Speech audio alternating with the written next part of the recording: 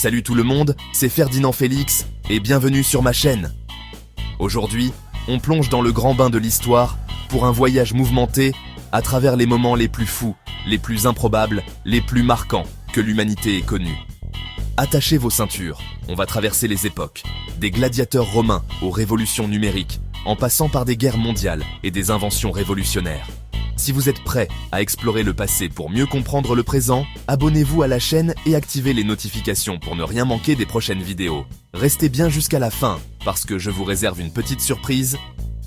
Un indice, disons que ça concerne un événement historique dont on ne parle pas assez. C'est parti!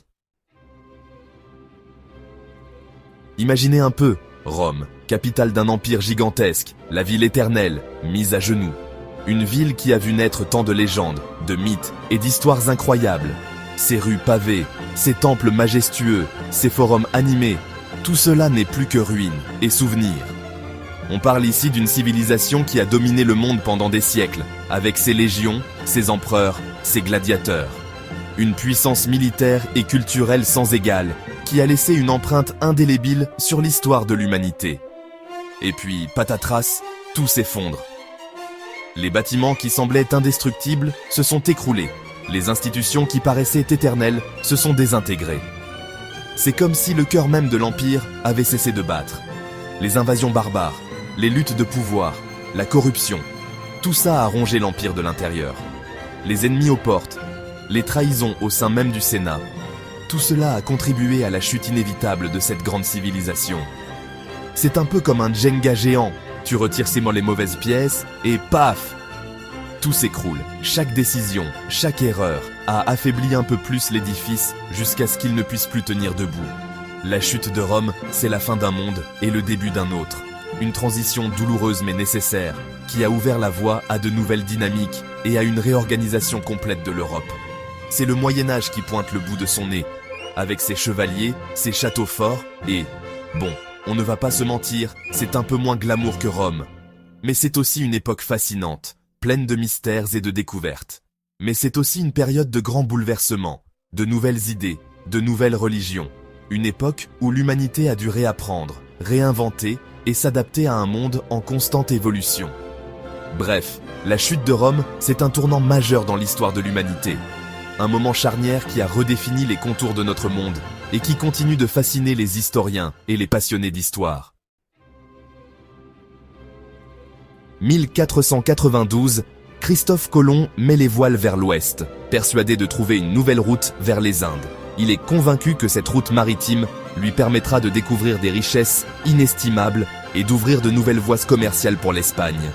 Sauf que, surprise, il tombe sur un continent inconnu, l'Amérique. Ce n'était pas du tout ce qu'il avait prévu. Mais cette découverte allait changer le cours de l'histoire. C'est le début de la découverte du Nouveau Monde, un choc pour les Européens qui ignoraient totalement l'existence de ces terres et de leurs habitants. Les récits de Colomb et de ses hommes allaient bientôt enflammer l'imagination de toute l'Europe.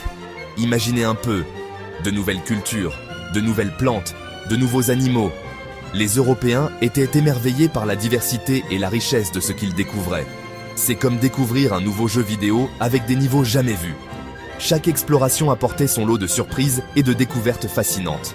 Bon, par contre, on ne va pas se mentir, la rencontre entre Européens et Amérindiens ne s'est pas toujours très bien passée.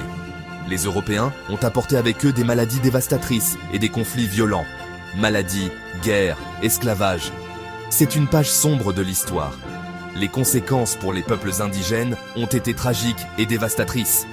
Mais la découverte de l'Amérique, c'est aussi le début de la mondialisation, des échanges entre les continents. Et ça, c'est quand même un truc de fou. Les échanges culturels et commerciaux allaient transformer le monde de manière irréversible, ouvrant une nouvelle ère de l'histoire humaine. 1789, la France est en ébullition. Le peuple en a marre de la monarchie absolue, des inégalités, de la misère. C'est la révolution. On sort les drapeaux tricolores, on prend d'assaut la Bastille, on rédige la Déclaration des droits de l'homme et du citoyen. Bref, on fait table rase du passé. C'est une période de grands espoirs, de changements radicaux, mais aussi de violence et de terreur. La Révolution française, c'est un peu comme un volcan en éruption. Ça secoue, ça détruit, mais ça donne aussi naissance à quelque chose de nouveau. Les idées de liberté, d'égalité, de fraternité se répandent dans toute l'Europe et inspirent d'autres révolutions. La France devient un modèle, un symbole de la lutte contre l'oppression.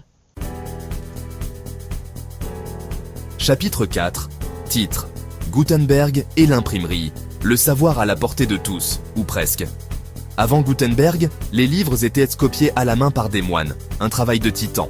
Ces moines passaient des heures, des jours, voire des années à reproduire chaque page avec une précision incroyable. Chaque livre était une œuvre d'art unique, mais cela signifiait aussi que les livres étaient rares et extrêmement coûteux. Autant dire que seuls les riches et les érudits avaient accès au savoir. Les bibliothèques étaient des trésors réservés à une élite, et l'éducation était un privilège rare. Mais ça, c'était avant que Gutenberg ne débarque avec son invention révolutionnaire, l'imprimerie.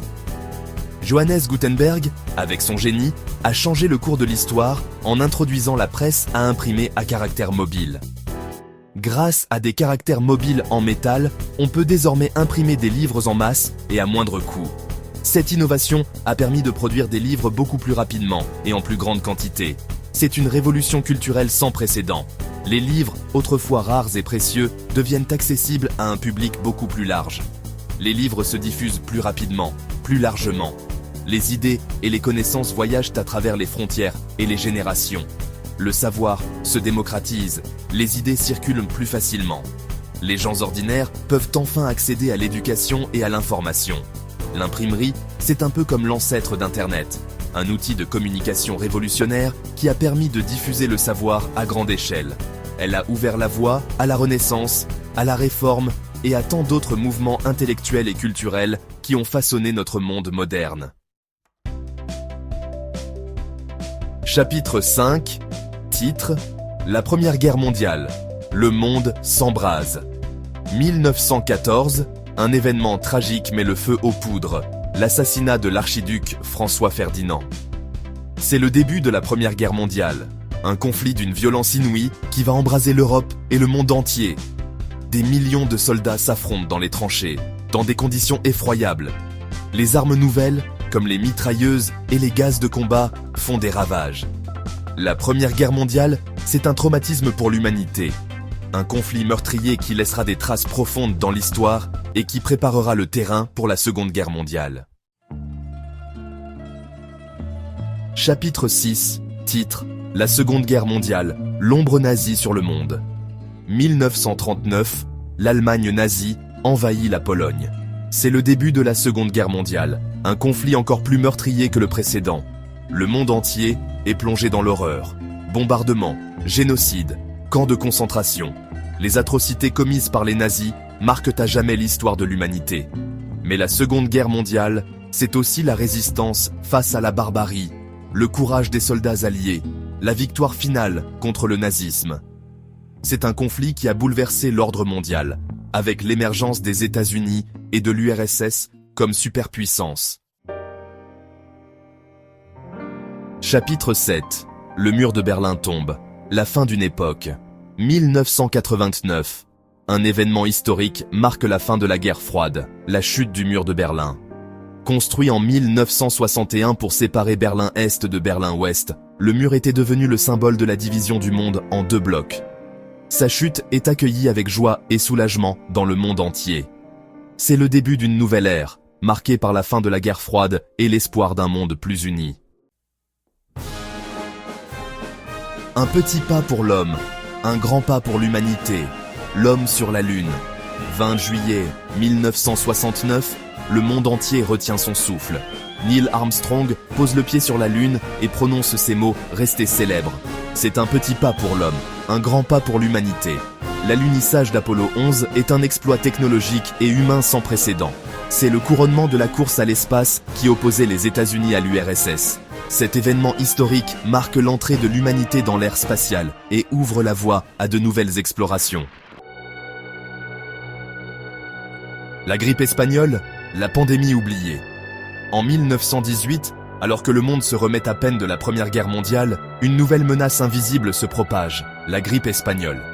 Cette pandémie dévastatrice fera des dizaines de millions de morts à travers le monde. Les hôpitaux sont débordés, les villes entières sont mises en quarantaine. La grippe espagnole est un rappel brutal de la vulnérabilité de l'humanité face aux maladies infectieuses. La révolution numérique, bienvenue dans le monde connecté. Ordinateur, Internet, smartphone.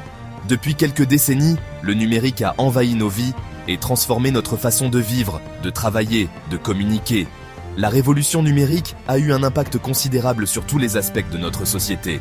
L'économie, la culture, l'éducation, la santé. C'est une révolution permanente qui continue de nous surprendre et de nous interroger sur l'avenir de l'humanité. La suite au prochain épisode. Voilà, c'est déjà la fin de notre voyage à travers les moments les plus fous de l'histoire du monde. J'espère que ça vous a plu. N'hésitez pas à me dire dans les commentaires quel événement historique vous a le plus marqué et pourquoi. Et surtout, n'oubliez pas de vous abonner à la chaîne pour ne rien manquer des prochaines vidéos. On se retrouve très vite pour de nouvelles aventures historiques.